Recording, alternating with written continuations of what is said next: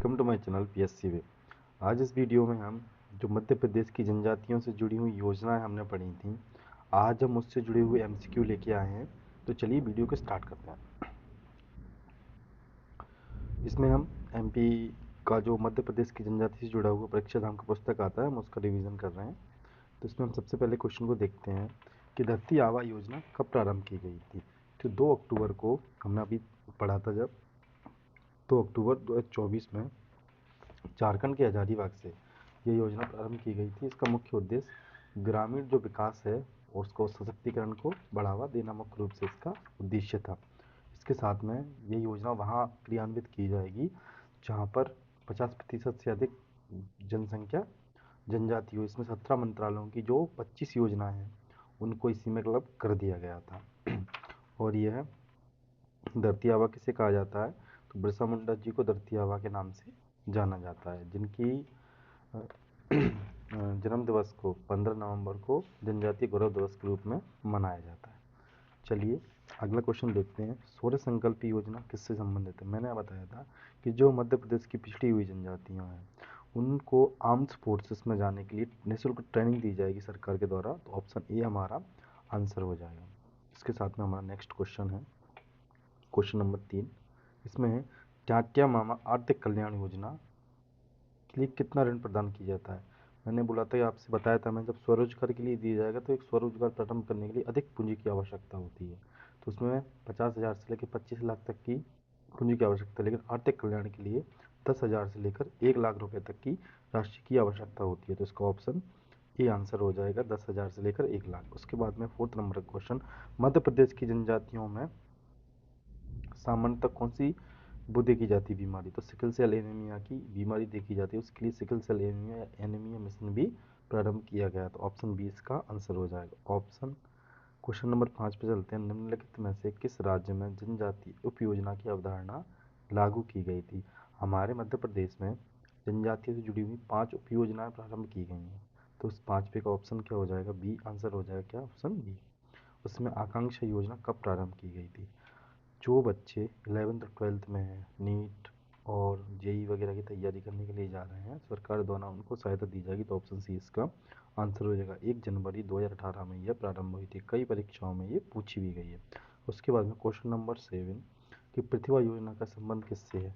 किसी व्यक्ति में प्रतिभा है तो उसका कम कैसे अंदाजा लगाते हैं, तो शिक्षा के माध्यम से हम उसका अंदाजा लगाते हैं। और किस क्षेत्र के लिए प्रारंभ की गई, तो शिक्षा के क्षेत्र के लिए प्रारंभ की गई। अब है हमारा option question number 8, Madhya Pradesh के किस योजना में अनुसूचित जाति या अनुसूचित जनजाति के गरीब लोगों के इलाज शासन अपने खर्च पर कराता है। तो यह कौन सी योजना है, इसका ऑप्शन सी आंसर हो जाएगा। अंत्योदय उपचार योजना। आपने देखा होगा कि 2004 में अंत्योदय उपचार वाहन भी चलाए जाते थे, तो गांव गांव जाकर इनके उपचार की व्यवस्था देखते थे। तो वह इन्हीं से ही संबंधित है। अब है धरती आबा योजना, जो मैं आपको पहले डिस्कस कर चुका हूँ, कम से कम 50% तो उनकी आबादी होना चाहिए। तो ऑप्शन बी इसका आंसर हो जाएगा। प्रधानमंत्री जनमन योजना का मुख्य उद्देश्य क्या है। तो प्रधानमंत्री जनमन योजना का अर्थ है जनजातियों का कल्याण करना। मुख्य रूप से इसका उद्देश्य जो कि जनमन योजना है, जो हमारी पिछड़ी जनजातियां हैं, बेगा भारिया और सहरिया, बेगा भारिया और सहरिया, उन्हीं के लिए ये जनमन योजना चलाई गई है। उनका आर्थिक व सामाजिक विकास करना है। उसके बाद में haemoglobin mission, global pathy mission कब प्रारंभ किया गया। तो जिस समय हमने जनजातीय गौरव दिवस की घोषणा की थी, उस समय में ये प्रारंभ किया गया। तो कब की गई थी, 2021 में की गई थी घोषणा, उसी समय इसको प्रारंभ किया गया। अगला है हमारा सिकल सेल एनीमिया निदान कार्यक्रम के बारे में कौन सा कथन सही है। तो यह जुलाई 2023 में प्रारंभ किया गया। इसमें स्क्रीनिंग उपचार व देखभाल प्रणाली शामिल है, बिल्कुल सही बात है। उसके बाद में इसमें बताया गया कि जनजातियों के लिए विशिष्ट केंद्रित योजना है, बिल्कुल सही है। और शहडोल से हमारे प्रधानमंत्री जी ने ये प्रारंभ की थी, ये बिल्कुल सही है। तो इसका ऑप्शन डी आंसर हो जाएगा। इसके चारों ऑप्शन सही हैं, तो ऑप्शन डी इसका आंसर होगा, उपरोक्त सभी। आगे चलते हैं। अगला है हमारा कि 13वें नंबर का क्वेश्चन, रानी दुर्गावती श्री अन्न प्रोत्साहन योजना के बारे में हम बताना है कि यह मध्य प्रदेश में मिलेट को प्रोत्साहित करने के लिए योजना चालू की गई है, बिल्कुल सही बात है। उसके बाद में इसमें है यह पूरे मध्य प्रदेश में लागू की गई है, सर बिल्कुल है। 2013 से लेकर 2026 तक, सर बिल्कुल। तो उसमें ऑप्शन डी इसका आंसर हो जाएगा, सभी ये सही है। ये एमपीपीएससी में 2024 में क्वेश्चन पूछा गया था। उसके बाद में ये राशन आपके द्वार कब प्रारंभ की गई। तो वर्ष 2021 में ही राशन आपके द्वार प्रारंभ की गई थी? जब जनजातीय गौरव दिवस मनाया गया तो बहुत सारी घोषणा की गई थी, उनमें से एक ये शामिल थी। अब है हमारा सिकल सेल एनीमिया निदान कार्यक्रम कहाँ से प्रारंभ किया गया? तो ये शहडोल से प्रारंभ किया गया। टाटिया मामा आते कल्याण योजना किससे जुड़ी हुई है? तो मुख्य रूप से जो जनजातीय वर्ग है उससे जुड़ी हुई है। और एससी वर्ग के लिए कौन सी थी? तो वो भीमराव अंबेडकर आर्थिक प्रोत्साहन योजना थी। अब उसके बाद में गुरुकुलम विद्यालय संचालन योजना के बारे में क्या सही है? यह 2017 में प्रारंभ की गई। सर बिल्कुल सही बात है। ये राज्य प्रायोजित है, एक सेंटर प्रायोजित तो केंद्र प्रायोजित होती है, एक राज्य प्रायोजित होती है। एक राज्य प्रायोजित तो बिल्कुल सर सही बात है। इसका उद्देश्य अंग्रेजी की शिक्षा उपलब्ध कराना है। जी सर बिल्कुल, इसमें क्या है, अंग्रेजी की शिक्षा उपलब्ध कराई जाएगी। तो ऑप्शन डी इसका आंसर हो जाएगा। अगला है हमारा क्वेश्चन नंबर 18। निम्नलिखित में से कौन सी योजना विशेष रूप से जनजातियों के लिए नहीं है? तो कौन सी नहीं है? देखो, टाटिया मामा है, बिल्कुल सही है। बिरसा मुंडा है, बिल्कुल सही है। जनगण है, बिल्कुल। वाणी क्या है? जिसमें हमारा जो वाईफाई कनेक्शन है उससे जुड़ी हुई है। तो इसमें ये 3 तो हो जाएंगे। ये कौन सी नहीं? पीएम वाणी नहीं होगी। ऑप्शन डी इसका आंसर हो जाएगा। अब है क्वेश्चन नंबर 19। धरती आबा जनजातीय ग्राम उत्कर्ष योजना का उद्देश्य क्या है? तो जो 19वें नंबर का क्वेश्चन है, देखो धरती आबा क्या है, मैंने आपको बताया कि जो हमारे जनजातीय क्षेत्र या ग्रामीण है उनका समग्र विकास करना। तो ऑप्शन बी इसका आंसर होगा। जनजातीय गौरव दिवस कब मनाया जाता है? 2021 से प्रारंभ किया गया है। 15 नवंबर को जनजातीय गौरव दिवस मनाया जाता है। जनजातियों के लिए संचालित की जाने वाली पीएमजीबीएम योजना का संबंध किससे है? तो पीएमजीबीएम का अर्थ क्या है? प्रधानमंत्री प्रधानमंत्री जनजातीय विकास कार्यक्रम। ऑप्शन बी इसका आंसर हो जाएगा। क्या है? प्रधानमंत्री जनजातीय विकास कार्यक्रम। अब चलते हैं क्वेश्चन नंबर 22 पे। जनजातियों में आकांक्षा योजना का क्या उद्देश्य है? जनजातियों में आकांक्षा योजना का उद्देश्य ये है कि जिसने 10वीं परीक्षा की पास कर ली है और 11वीं बारहवीं में प्रतियोगी नीट वगैरह की जो तैयारी कर रहा है उन बच्चों के लिए ये योजना प्रारंभ की गई। तो उसमें ऑप्शन डी इसका आंसर हो जाएगा। प्रतियोगी परीक्षाओं की तैयारी करना। राष्ट्र आपके द्वारा चलाई गई योजना है, उससे जुड़े कुछ तथ्य हैं। यह योजना नवंबर 2021 में प्रारंभ की गई। तो बिल्कुल सही बात है। ये आदिवासी क्षेत्रों के हितग्राहियों के लिए यह योजना है। बिल्कुल सही बात है सर।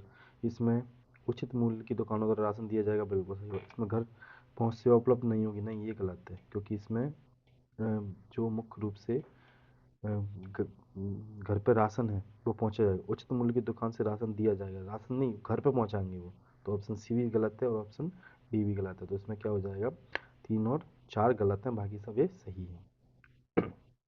उसके बाद है बलराम ताल योजना प्रारंभ कब की गई थी? तो ये 2007 में प्रारंभ की गई थी। ऑप्शन ए इसका आंसर हो जाएगा। अगला क्वेश्चन है हमारा, आहार अनुदान योजना क्या है? जो मुख्य रूप से जनजातियां हैं उनमें जो कुपोषण की समस्या है, कौन सी में? बेगा, भारिया और सहरिया में। उनको नगद रुपए राशि दी जाती है जो महिला को प्रमुख को दी जाती है, जिससे क्या वो घर में खान पान की वस्तुएं लेके आ सकें। तो ऑप्शन 25 का ऑप्शन डी आंसर हो जाएगा। उसके बाद में श्री अन्न योजना को प्रोत्साहित करने वाली कौन सी योजना प्रारंभ की गई थी? तो रानी दुर्गावती श्री अन्न प्रोत्साहन योजना प्रारंभ की गई थी, जिसमें क्या दिया जा रहा था? 10 रुपये एक्स्ट्रा प्रति किलो जो मोटे अनाज उत्पादित किए जाते हैं उनको ये पैसे दिए जा रहे थे। उसके बाद में हमारा टाटिया मामा आर्थिक कल्याण योजना के बारे में क्या सही है? 6 सितंबर 2022 से प्रारंभ की गई थी। बिल्कुल सही बात है। हितग्राहियों को कम ब्याज पर ऋण देना उसका उद्देश्य है। बिल्कुल सही बात है। और उद्यम स्थापना करने के लिए बिल्कुल जो एमएसएमई के लिए काम कर रहे हैं उनको मशीनरी लाने के लिए यह योजना प्रारंभ की गई थी। तो ऑप्शन डी इसका आंसर हो जाएगा। 1, 2, 3। अब उसके बाद में सूरज धारा योजना का संबंध किससे है? तो जनजाति के जुड़े हुए जो किसान हैं उनका संबंध इस योजना से। इसमें क्या दिया जाएगा?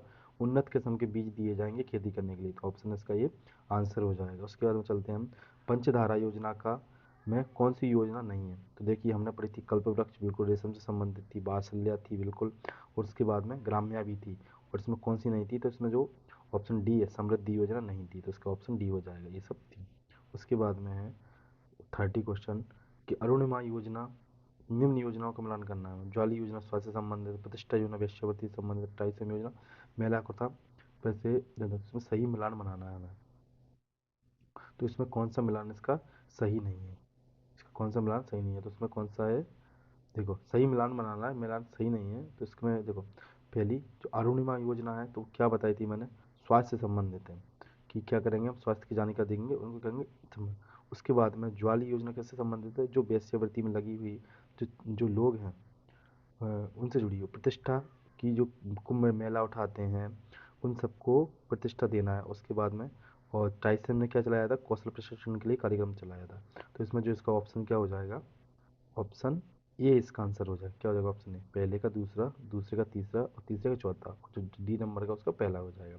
उसके बाद में है हमारा कि मध्य प्रदेश में वर्ष 2023-24 में कितनी वृद्ध एवं मध्यम एकीकृत जनजातीय विकास परियोजनाएं संचालित की गई थी। ये उस समय पीएससी में क्वेश्चन आया था और इसका जो आंसर था तो उसका तो ऑप्शन ए 31 योजना संचालित की जानी थी।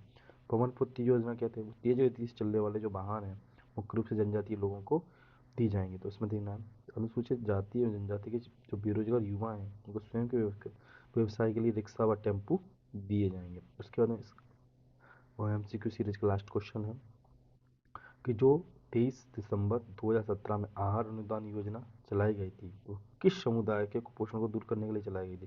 जो पिछड़े जनजातीय समूह हैं, बेगा भारिया शहरिया, उनके लिए यह चलाई गई थी।